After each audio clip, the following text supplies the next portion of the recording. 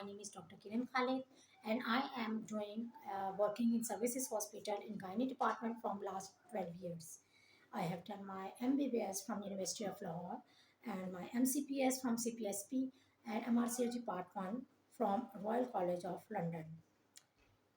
मैं जहाँ ऑप्स के procedures high risk low risk pregnancy related all kind of complications उन्हें डील कर रही हूँ, वहाँ गायनी के प्रोसीजर्स, गायनी के कॉम्प्लिकेशंस, हर तरह के कॉम्प्लिकेशन, हर age related, young girl, married, unmarried, menopausal, हर तरह के फीमेल्स को डील कर रही हूँ।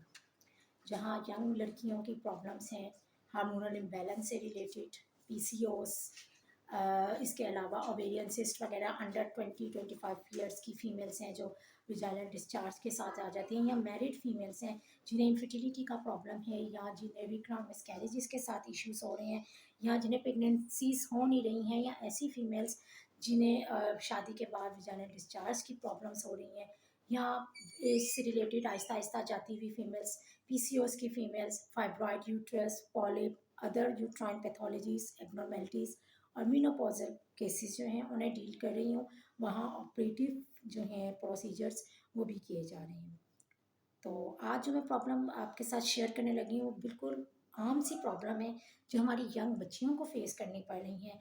टीनेजर्स बच्चियाँ हैं 12 ईयर्स से लेके 22 ईयर्स तक, जो बिल्कुल टीनेजर एज है बच्चियों की, उनको आजकल ऐसी प्रॉब्लम्स के साथ बहुत फेस कर रही हैं और उन्हें समझ नहीं आ रही होती कि वो इन प्रॉब्लम्स का क्या करें। तो इस में जो सबसे इम्पॉर्टेंट प्रॉब्लम वो फेस कर रही हैं वो है लिकोरिया विजाइनल डिस्चार्ज।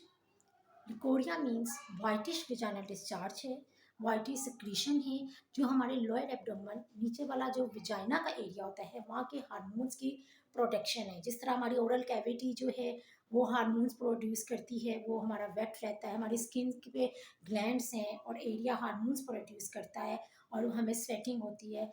नीचे वाले एरिया में भी, नीचे वाले एरिया को मॉइस्चराइज रखने के लिए ग्लैंडुलर सिक्रीशंस होती हैं जो बिल्कुल नॉर्मल है।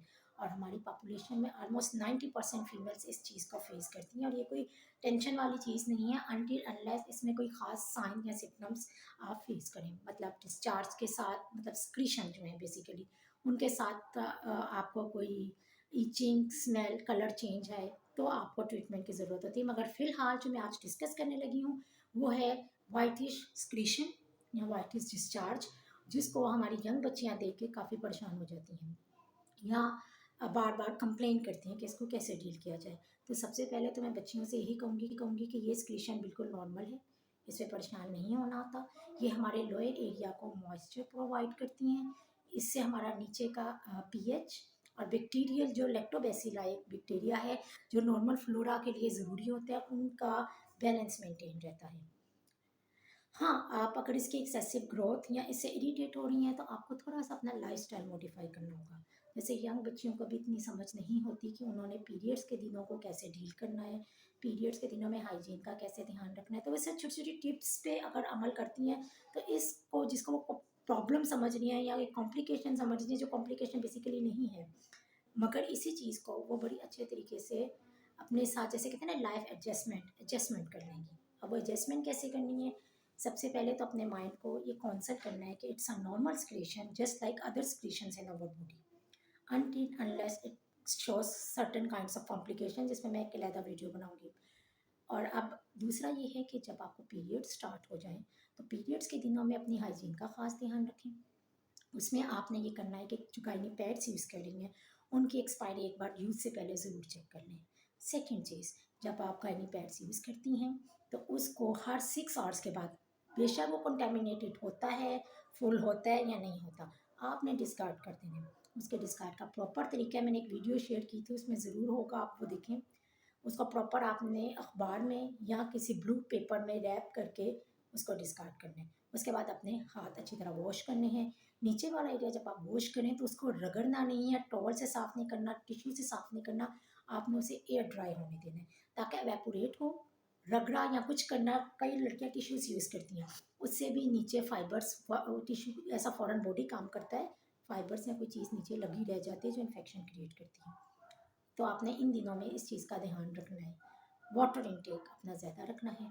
कम से कम 12 से 14 ग्लास पानी ज़रूर पर डे के हिसाब से पीना है। इससे आपको खुलकर यूरिन आएगा। जब खुलकर यूरिन आएगा, गुर्दे वॉश होंगे नेचुरली और अंदर का इन्फेक्शन निकलता जाएगा। थर्ड चीज़ ये है कि आप पूरी पूरी कोशिश करें कि अगर आप पब्लिक एरिया में कहीं जा रही हैं तो किसी का कॉन्टेमिनेटेड कमोड यूज़ मत करें। घर से ही अपना जो है हाजत पूरी करके जाएं और बाकी अब घर ही आकर जो आपने करना है वो करें। किसी का कॉन्टेमिनेटेड कमोड यूज़ मत करें। और एक और इम्पॉर्टेंट चीज़, नीचे वाले एरिया को परफ्यूम, शैम्पू, विजाइनल वॉशेस या कोई डिओड्रेंट या कुछ ऐसा जो है केमिकल वो अप्लाई करने से परहेज़ करें। और एक बहुत ज़्यादा इम्पोर्टेंट जो आजकल हमारी बच्चियों में हो रहा है कि स्किन टाइट कपड़े बहुत पहन रही हैं। तो आप प्लीज़ स्किन टाइट कपड़े पहनने से भी परहेज़ करें, जैसे पैंटीज़ हो गई, टाइट्स हो गई या बहुत टाइट अंडरवियर्स भी कई बच्चियाँ पहनती हैं, तो उनसे आप परहेज़ करें क्योंकि इससे भी नीचे वाली एरिया के साथ फ्रिक्शन पैदा होती है और नॉर्मल फ्लोरा को डिस्टर्ब करती हैं उस फ्रिक्शन की वजह से, और जिसकी वजह से स्क्रीशन जो नॉर्मल स्क्रीशन है फिर वो एबनॉर्मेलिटी की तरफ चली जाती हैं। तो कोशिश करें कि एक तो स्किन टाइट कपड़े मत पहने और दूसरा आप ये कोशिश करें कि आप ना पीरियड्स के दिनों में कॉटन अंडरवियर्स जो हैं मार्केट में फ्रीली अवेलेबल हैं वो आप पहनें। उससे एक तो आपको गर्मी में ये गर्मी दाने और वो नमी टाइप नहीं पैदा होगी और दूसरा ये फ्रिक्शन की वजह से आपका जो अंदर के एरिया में बैक्टीरियल कंटेमिनेशन नहीं होगी। तो ये छोटी छोटी टिप्स हैं, मुझे लगता है कि आपको ये इनसे थोड़ा बहुत फ़ायदा होगा। और एक और इम्पोर्टेंट चीज़, अपनी डाइट का यंग बच्चियाँ ख़ास ध्यान रखें क्योंकि अनीमिया होने की वजह से भी इम्यूनिटी कम होती है और उससे भी इस तरह स्क्रीशन जो है नॉर्मल फ्लोरा की जो स्क्रीशंस हैं वो एबनॉर्मेलिटी की तरफ जाती हैं और प्रॉब्लम क्रिएट करती हैं। तो अपनी डाइट का भी ख्याल रखें, हर तरह का फल फ्रूट खाएँ। इस एज में डाइटिंग की कोई ज़रूरत नहीं होती। कई लड़कियाँ बहुत वो करती हैं स्ट्रिक्ट डाइटिंग कि सिर्फ प्रोटीन डाइट लेंगी या सिर्फ कार्बोहाइड्रेट डाइट लेंगी, तो आपने ऐसे नहीं करना। यंग एज है, ग्रोइंग एज है, ग्रूमिंग एज है, इसमें आपका जो एक बेबी लुक है ना वो अफेक्ट होना शुरू हो जाएगा अगर आप इस तरह अपने आप को कीमती चीज़ें, कीमती कीमती न्यूट्रिशन से महरूम रखेंगी। तो मैं होप करती हूँ कि आपको मेरी एक छोटी सी वीडियो पसंद आएगी। मेरे चैनल को सब्सक्राइब कीजिएगा और वीडियो को लाइक कीजिएगा। Thank you. और अगर आपका कोई कमेंट हो तो ज़रूर सेंड कीजिएगा।